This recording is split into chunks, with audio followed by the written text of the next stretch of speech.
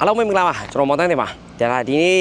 ကျွန်တော်တို့ဒီကားလေးတစ်စီးနဲ့မိတ်ဆက်ပေးခြင်းနဲ့အကားဘာဖြစ်မလဲဆိုကျွန်တော်တို့ဒါဂျာမနီရဲ့အမတ်စိတ်တစ်ခုလည်းဖြစ်တဲ့ BMW 5 series ပေါ့နော်5 series မှာကျွန်တော်တို့ဒါ520တို့528တို့လာတယ်ပြီးရင်ကျွန်တော် BMW မှာ F10 ပေါ့နော်သူရဲ့ F series မှာ F10 ဟိုပါပေါ့ chassis ပေါ့နော် chassis မှာကျတော့ကျွန်တော်တို့ဒီ2009နိုဝင်ဘာကနေစပြီးတော့မှကျွန်တော်5 series ကိုမိတ်ဆက်ပေးတယ်2019ဒီကို F10 အနေနဲ့ထုတ်တယ် F10 ဆိုတာကျွန်တော်တို့ဒါ F11 နဲ့လာတယ် Touring နဲ့လည်းလာတယ်ပြီးရင် F07 ဆိုရင် GT ပေါ့ Gran Turismo နဲ့လည်းလာတယ်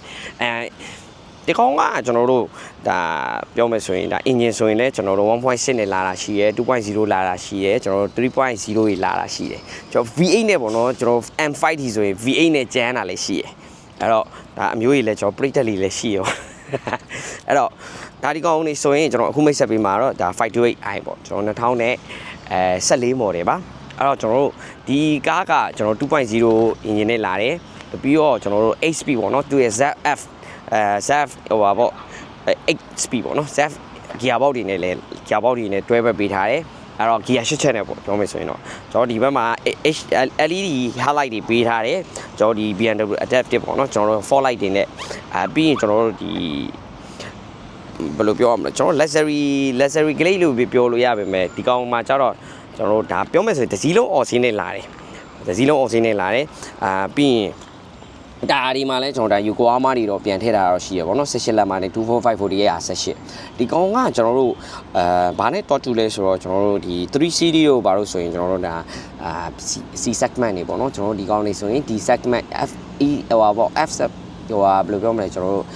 သူ့အပေါ်မှာက7 series တခုပဲရှိတော့တယ်ကျွန်တော်7 series ဆိုရင် full size luxury ပေါ့ဒီကောင်က mid size luxury series တင်ထဲမှာအမျိုးအစားတွေမှာပါတယ်ဟုတ်ဒီကားမှာဆိုရင်ကျွန်တော်တို့ထူးထူးခြားခြားဘာရှိမလဲဆိုကျွန်တော်တို့528ကကျတော့ဒီဆွဲကတ်တွေပါသွားမယ်ပြီးရင် Harman Kardon speaker တွေ sound system တွေတုံးထားပေးတယ် C memory လည်းပါမယ်ပြီးရင်ကျွန်တော်တို့ဒီ night vision တွေလည်းပါတယ်ပေါ့နော်ပြီးရင်ကျွန်တော် lane keeping assist တွေလည်းပေးထားတယ်ဒါအထက်မှာဆိုရင်ကျွန်တော်တို့ဒါပြောမယ်ဆိုရင် pedal shift ပေါ့နော် pedal shift တွေထည့်ထားပေးတယ် HP ဟိုမှာကျွန်တော်တို့ဒါ semi auto ပေါ့နော်ကျွန်တော်ဒီ pedal shift နဲ့လည်း gear 8 ချက်ကိုမောင်းလို့ရတယ်ကျွန်တော်ဒီ back camera auto start stop တွေလည်းပါသွားပြီပေါ့နော်auto start stop တွေလည်းပါသွားပြီဒါ digital cluster တွေကနေလည်းတော်တော်လေးမိုက်တယ်ပြီးရင်မောင်းတဲ့ဟာလေးပေါ့ကျွန်တော်တို့ဒါ dual sense aircon တွေလည်းပေးထားမှာပေါ့နော်ဒါကတော့ကျွန်တော်တို့ပြန်ပြီးတော့မှဒီကာဗာလေးရဲ့ကျွန်တော်အလူကန်ထရာကျွန်တော်ပြန်ပြီးတော့မှချုပ်ထားတာလေးတွေ့ဒါ sunroof ပါမယ်sunroof ပေါ့နော် sunroof ပေါ့ပါမယ်ကျွန်တော်တို့ဒီ range sensor တွေဘာတွေကတော့ပြောစရာမလိုဘူးပေါ့ကျွန်တော်တို့ဒီမှာဒါတွေ့ရပြန်လို့စားအုပ်တွေဘာတွေအစားအကုန်လုံးပါမယ်ဒါမှစီမော်တာကတော့ကျွန်တော်နှစ်ဖက်လုံးပါတယ်ပေါ့နော်ဒါအပေါ်ကနေမှကာဗာပြန်ဆော့ထားတာဖြစ်တဲ့အတွက်ဒီ leather တွေကတော့တိတ်ပြီးတော့မှကျွန်တော်ကတိတ်မကြိုက်ဘူး airbag ကတော့ကျွန်တော်တို့ဒီဆက်တလုံးထိပါမယ်ပေါ့နော်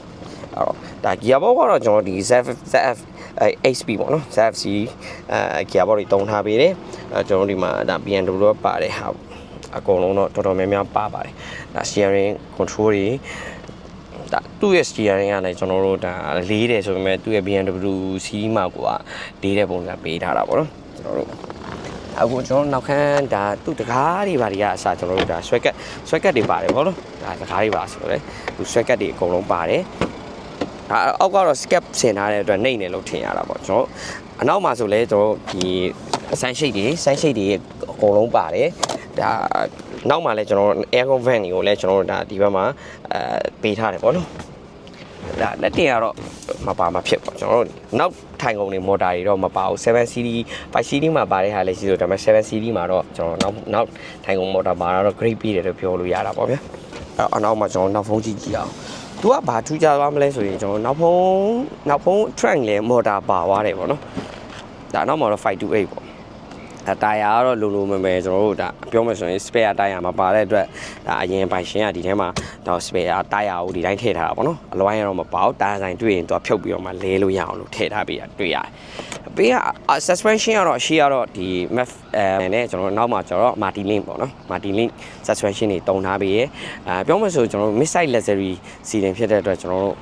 သူ suspension တွေကညှိ့ညောင်းမှုကတော့ဘာမှပြောစရာမလိုဘူးမောင်းရတဲ့ feeling လည်းဘာမှပြောစရာမလိုအဲ့တော့ဒါပြောမယ်ဆိုရင်ဒါတစ်စီးလုံးအော်စင်းနဲ့ဂျန်တဲ့ကားဆိုတာရှားတယ်2014 model ဖြစ်တယ်ဒါတာယာတွေပါဆိုလဲကျွန်တော်တို့အစ်စ်တွေလဲထားတာတွေ့ရတယ်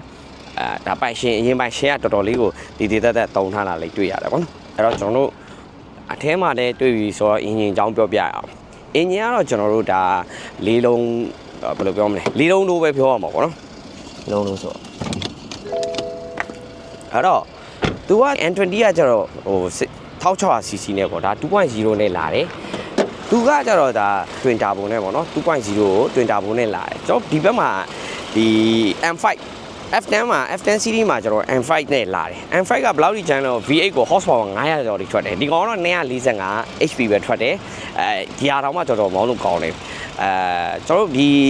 တရုတ်ဘက်မှာဆိုရင်တော့ကျွန်တော် long wheel base နဲ့လာသေးတယ်ဒီကောင်5 series ကိုပဲပြောမှဆိုရင်အဲ့တော့ဒီကောင်ကကျွန်တော်2009နိုဝင်ဘာမှာစပြီးတော့မှမိတ်ဆက်တယ်ရောင်းချတယ်အမှန်မှာကျွန်တော်တို့ဒီနောက်2010 17စနစ်တွေမှာထားပြီးတော့မှဟိုဘယ်လိုပြောမလဲကျွန်တော်ဒီ Brandis ဟိုတွေ GT series ပေါ့နော် GT series တွေပြီးတော့ဒီ N26 engine တွေနဲ့ပြီးရင်ကျွန်တော်တို့ဒါ V8 ကိုပေါ့နော် horsepower 900ထွက်အောင် M5 series တွေကိုထုတ်လာတာပေါ့မြင်ရတယ်အဲ့တော့ဒီကားလေးကတော့ကျွန်တော်တို့ပြောမှဆိုကားတော်တော်လေးကောင်းတဲ့ထဲမှာပါတယ် BMW C ထဲမှာ BMW ကားတွေထဲမှာကျွန်တော်